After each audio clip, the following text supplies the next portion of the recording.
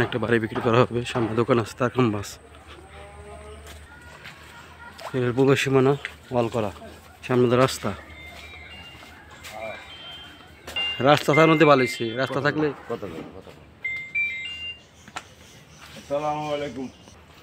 যে আশেপাশে অনেক বাড়িঘর আছে। এটা মিটার, হ্যাঁ, পল্লী বিদ্যুতের মিটার।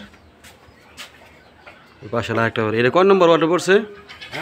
এটা কয় নম্বর ওয়ার্ড পড়ছে? 34।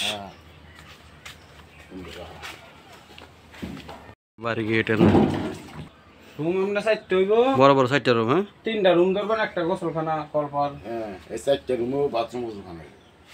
হ্যাঁ, সুন্দর আছে। আমি এসে আঙ্কেল মারাবুগো এর বাড়ির সামনে 8 ফিট রাস্তা। এইগুলো বাড়ি সামারসিবল।